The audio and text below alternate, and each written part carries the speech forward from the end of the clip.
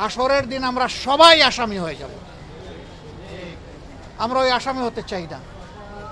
একথা বারবার বলেছি আমরা যে এরপরেও আর এই ধরনের দেখতে চাই না, কিন্তু না, হয়েই চলছে, বন্ধ হচ্ছে না। তার মূল কারণ হলো বিচারের নামে অবিচার, বিচারের নামে দীর্ঘসূত্রিতা এবং বিচারের নামে তামসা। রামিসার বিচার নিয়ে কোনো তামসা করা হোক, এটা আমরা চাই। মাননীয় প্রধানমন্ত্রী তাদের বাসায় গিয়ে আশ্বস্ত করেছেন 15 দিনের মধ্যে বিচার সম্পন্ন করবেন। আমরা দেখতে চাই প্রধানমন্ত্রীর কমপক্ষে এই ওয়াদাটা শতভাগ বাস্তবায়ন হোক, এবং এটি যদি বাস্তবায়ন হয় সারা বাংলাদেশের 18 কোটি মানুষ খুশি হবে, ওনার জন্য দোয়া করবে। আমরা ওনার জন্য দোয়া করতে চাই, দেখতে চাই 15 দিনে এই বিচার সম্পন্ন হবে। এবং আমি পার্সোনালি বিশ্বাস করি যদি বিচার বিভাগ সঠিকভাবে এই কাজ করে, সিরিয়াসলি করে, তাইলে 15 দিন মানে 15 কর্মদিবসের মধ্যে এটি সম্ভব। অন্তত বিচারিক আদালতের কার্যক্রম সম্পন্ন করা সম্ভব। তারপরে দ্রুততম সময়ের মধ্যে এই রায়কে কার্যকর করার জন্য হাইকোর্টে পাঠাতে হবে। ওইটাও যদি সিনসিয়ারিটি থাকে উদাহরণ সৃষ্টির জন্য, ওইটাও 1 মাসের মধ্যে হয়তো বা সম্পন্ন করা সম্ভব। এবং আমি অনুরোধ করব আত্মস্বীকৃত এই ধরনের বদমাইশদের পক্ষে কোনো আইনজীবী যেন আদালতে না দাঁড়ায়। আমি আহ্বান জানাবো এটা নিয়ে কেউ যেন কোনো রাজনীতি না করেন। এইটা আমাদের ইজ্জত বাঁচানোর লড়াই। এই মেয়ে আমাদেরকে ক্ষমা করবে না যদি এই মেয়ের বিচার সুষ্ঠুভাবে সম্পন্ন হয়ে রায় কার্যকর না হয়। হাসরের দিন আমরা সবাই আসামি হয়ে যাব। আমরা ওই আসামি হতে চাই না।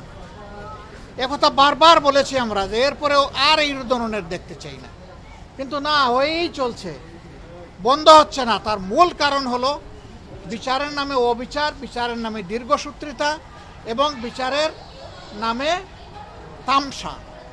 এর কারণে বিচারের প্রতি মানুষের কোনো আস্থা নাই। রামিসার বাবা আব্দুল হান্নান মোল্লা, উনাকে যখন লোকেরা জিজ্ঞেস করেছিল আপনি বিচার চান কিনা, উনি বলেছেন আমি কার কাছে বিচার চাইব।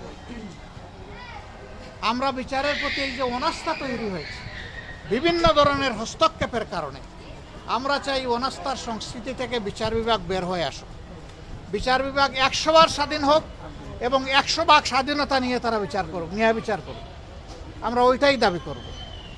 আমরা সারা বাংলাদেশের জনগণের পক্ষ থেকে এই দাবি জানাই যে রামিসার এই বিচার অতি দ্রুত সম্পন্ন করে, যেহেতু সে স্বীকার করে নিয়েছে এবং এইখানে অন্য কোনো আলামতের প্রয়োজন নেই, আলামত একদম স্পষ্ট, সে এবং তার স্ত্রী এখান থেকে কোনোভাবেই রক্ষাকে পেতে পারে না। এই দুইজনকেই বিচারের আওতায় আনতে হবে। এখন ধানাই পানাই করার জন্য আরও কার নাম বলতে পারে, বিচারকে দীর্ঘসূত্রে করার জন্য নাম বলতে পারে, এটি একটা চক্রান্ত। কোনো শয়তান হয়তো এগুলো শিখাইও দিতে পারে। আমরা ওই সমস্ত বিচার নিয়ে, রামিসার বিচার নিয়ে কোনো তামসা করা হোক, এটা আমরা চাই। আজকে তার বিচারের প্রক্রিয়া শুরু হওয়ার কথা হয়তো হয়েছে। বাবা তো যার বুকের ধন হারিয়ে গেছে সেই বুঝবে কোন জিনিস সে হারিয়েছে। এই জন্য সকাল থেকে বুকের ব্যথা নিয়ে এখন নিজেই আবার হাসপাতালে ভর্তি। আমরা তো চেয়েছিলাম বাসায় যেতে, কিন্তু যখন খবর পেলাম যে তিনি হাসপাতালেই ভর্তি, তখন চিন্তা করলাম যে অন্তত তাকে দেখে যাই, সান্ত্বনাটুকু দিয়ে যাই, জানিয়ে যাই যে সারা দেশবাসী, সারা জাতি, বাংলাদেশে এবং বাংলাদেশের বাইরে সবাই আপনাদের জন্য দোয়া করছে। উনি বড় আক্ষেপ করে বললেন যে এই দোয়া কি চেয়েছিলাম এইভাবে? আমি বললাম না, এইভাবে চান নাই, কিন্তু আপনি যা চাইছেন তার চাইতে এই ক্ষেত্রে আল্লাহ আপাতত আপনাকে বেশি দিয়েছে। এরকম বহু মানুষ দুনিয়া থেকে বিদায় নেয়। কেউ অন্যের মেয়ের জন্য চোখের পানি ফেলে না। আমার তো পড়েছে এবং আমি বিশ্বাস করি আমার মতো লাখো মানুষের পড়েছে। লাখো মায়ের চোখ থেকে পানি ঝরেছে, বাবার চোখ থেকে পানি ঝরেছে, ভাইয়ের চোখ থেকে পানি ঝরেছে। কিন্তু এরকম দুষ্কৃতিকারীরা এগুলা করবে আর আমরা চোখের পানি ফেলবো, এটা আমরা চাই।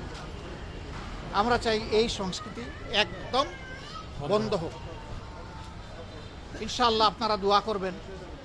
আমরা সংসদে আছি, আমার উপর একটা দায়িত্ব আছে, সরকারের ভালো কাজে সহযোগিতা করা, দেশে এবং সমাজে এবং সরকারে অন্যায় কিছু হলে তার প্রতিবাদ করা।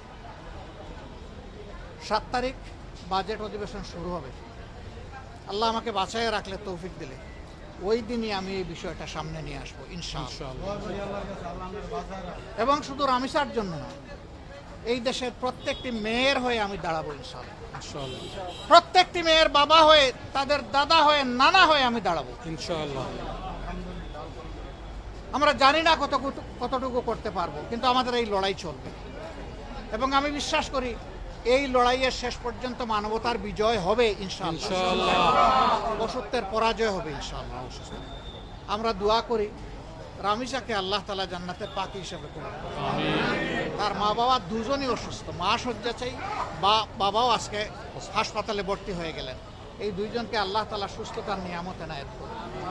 তার একটা মাত্র বোন, ও কচি মেয়ে, বয়স কত, কিভাবে তার বুকটা ধরায় রাখবে? হাত ধরাধরি করে এরা দুইজন কত খুনসুটি করেছে।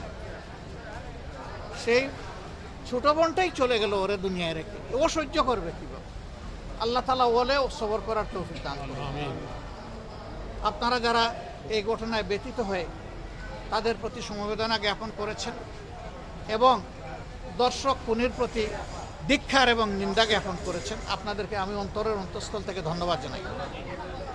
আমি বলবো যে নীরবে শুধু ধিক্কার এবং নিন্দা নয়, আসুন এই ব্যাপারে আমরা সোচ্চার হই, সরব হই।